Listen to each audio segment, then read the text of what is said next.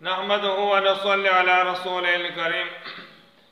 اما بعد، محترم ډېر خلکونه وایي چې وایي موږ ته مختلف قسمه وسوسې او خیالات او سوچونه راځي، څنګه چې ابراهیم علیه السلام د الله طرف نه هغه باندې امتحان او خپل بچی اسماعیل علیه السلام دوه درې پیرې هغه خوب کې ولیدل چې الله طرف نه امر دا و چې دی ذبح کړه. نو کله چې ابراهیم علیه السلام د خپل زوی اسماعیل علیه السلام روان کو، نو په لاره کې ورته شیطان وسوسه واچوله، ورته وی دا ته څه کوې، دا اوس تا په دې بوډاوالي کې د الله تعالی اولاد او زوی درکړی، ته دی هغه ذبح کول له بوځي. نو هغه پوه شه او د الله په نوم سره د هغه نه پناه وغوښتله. بیا چې لږ مخکې لاړو اسماعیل علیه السلام ته یې وسوسه واچوله.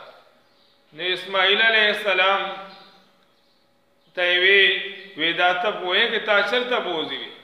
وی دا پلار دې ذبح کوي وي، قرباني کوي دي. هغه ورته وی د چا په حکم؟ وی د الله په امر باندې. وی دا خیر د قرباني مې دي کې د الله تعالی په حکم باندې. نو لہذا اسماعیل علیه السلام هم پوه چې دا شیطان دی. دریم ځل باندې بیا ابراهیم علیه السلام ته یې وسوسه واچوله. وی دا ته څه کوې؟ دا اوس تا خوږ زوی دی او وړوکی 14 کاله عمر دی او ته دی چې دی ته قرباني کې او حلالۍ. نو زوی هم لا څوک هغه حلالۍ. هغه پوه شه او د الله په نوم باندې پناه وغوښتله، هغه ځای نه هغه تېر شه.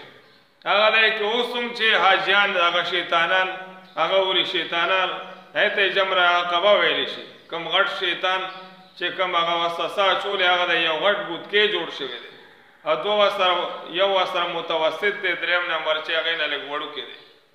نو لہذا دغه شیطان د وسوسو دپاره چې د حدیث شریف کې راغلی، د ما ستا خبره وظیفه نه ده، بلکې حدیث کې دا راغلی دی چې څوک د سهار د مونځ نه بعد دغه وظیفه وایي 11 پیرې، الله تعالی به یې ټوله د شیطان د شره د وسوسو نه محفوظ ساتي. لهذا موږ تاسو له بګای چې موږ دغه وظیفه لولو: لا اله الا الله وحده لا شریک له له الملک وله الحمد وهو على كل شيء قدیر. الله تعالی ماته او تاسو ته دې ورده د دې د ویلو توفیق راکړي. والله شیطان د شر نه او انسي جني دشمنان الله موږ محفوظ وساتي برحمتک یا